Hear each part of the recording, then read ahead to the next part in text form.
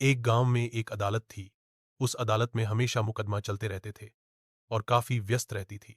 उस अदालत के बाहर एक ठेला था। उस ठेले का मालिक मंगेश चाय के साथ साथ अनियन राइस बनाकर बेचता था। वह पहले प्याज काटता था, फिर चूल्हे में तवा चढ़ाकर उसमें तेल डालकर प्याज, फिर चावल, फिर मसाले, नमक, मिर्ची सब डालकर अनियन राइस बनाता। संगीत था। उसके पास काम करने वाला उस चावल को प्लेट में डालकर सब लोगों को देता था। अनियन राइस खाने के बाद वहां चाय पीने की सबको आदत पड़ गई। पप्पू का काम था ग्राहकों को अनियन राइस परोस और चाय पिलाना, फिर प्लेट और बर्तन मांजना। इतना ही नहीं, कचहरी में कर्मचारियों को भी वह जाकर चाय पिलाता था। पप्पू बहुत बड़ा मुंहफट था। वो लोगों की बात पूरी तरह नहीं सुनता था और जो मुंह में आए बोल जाता था। मंगेश ने उसे कई बार समझाया और चेतावनी दी, पर यह समझता कब था। एक दिन एक व्यक्ति वहां नियन राइस खा रहा था। तब पप्पू उससे, अरे भैया, तुम्हारा काम मजेदार है। कल मैंने तुम्हें बाइक में पीछे जबरदस्त फिगर को बिठा के ले जाते हुए देखा। भाई वाकई तुम कमाल के हो भैया, क्या लड़की पटाई है। यह सुनते ही उस आदमी ने पप्पू को जोर से थप्पड़ मारा और कमीने, वो मेरी बहन है, पहले जान लो कौन है, फिर बात करो। कमजर एक और दिन एक आदमी और एक औरत लेके पास आए। पप्पू उन्हें देखकर, अरे वाह, आप दोनों की जोड़ी तो तोता मैना की जोड़ी है। आप चाय पियेंगे या अनियन राइस खाएंगे? कहिए मैडम। ऐसा कहा तब उस औरत ने पप्पू को जोर से थप्पड़ मारा और कहने लगी, तुमसे किसने कहा कि हम पति पत्नी है?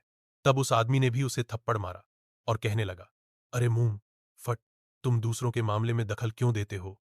हम दोनों दोस्त हैं। यूं कहकर दोनों गुस्से में वहां से चले गए। मंगेश, अच्छा हुआ, अपनी जुबान को काबू में रखो, तुम कभी नहीं सुधरने वाले, अपनी ये हरकतें कम करो, कहकर डांटा। एक दिन पप्पू कचहरी में चाय सप्लाई करके वापस लौट रहा था, तभी उसने दो व्यक्तियों को बात करते हुए सुना। पप्पू ने उनमें से एक व्यक्ति को पहचाना और कहने लगा, भाई साहब, आप मिर्जापुर के हैं ना? आपका नाम बलबीर है ना? भाई साहब, आपने मुझे पहचाना? वो व्यक्ति, हाँ हाँ भाई, तुम्हारा चेहरा जाना पहचाना लग रहा है। अरे भाई, तुम पप्पू हो ना? भाई तू काफी बड़े हो गए, तुमने बहुत पहले गांव छोड़ दिया था। तुम कैसे हो? क्या कर रहे हो आजकल पप्पू? अरे वाह भाई साहब, आपने तो मुझे पहचान लिया। मैं अच्छा हूं भाई साहब। वो देखिए, वो ठेला मेरा है, आइए। तब बलवीर, अच्छा ठेला लगाया है, बड़ी खुशी की बात है। तब पप्पू, ना भाई साहब, मैंने ठेला नहीं लगाया, मैं तो वहां काम करता हूं। आइए भाई साहब, कहकर उन दोनों को ठेले के पास ले गया और कहने लगा, लीजिए भाई साहब, चाय पीजिए।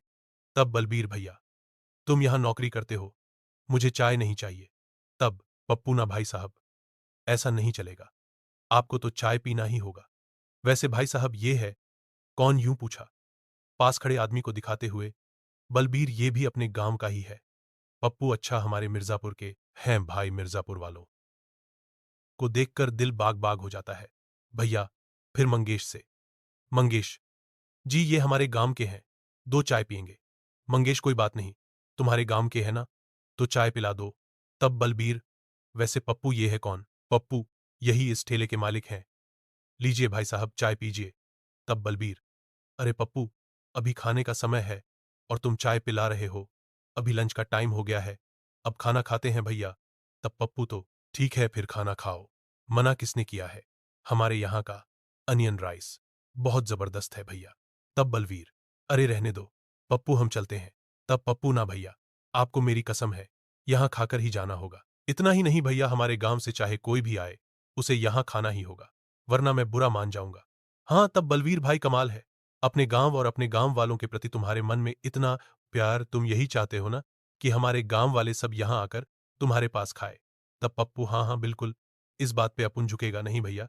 तब बलबीर पीछे मुड़ा और, आओ भाई आओ, सब आ जाओ, ये ठेला अपने गांव वाले का है, आ जाओ आ जाओ, सब आकर खाओ।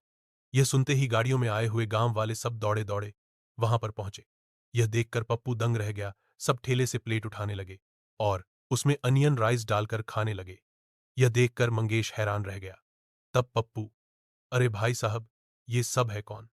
तब बलवीर, भैया ये सब हमारे गांव वाले ही हैं, हम सब कचरी काम पर आए थे, बहुत भूख लगी है, मैं भी इनके साथ खा लेता हूं, कहकर वो भी खाने लगा।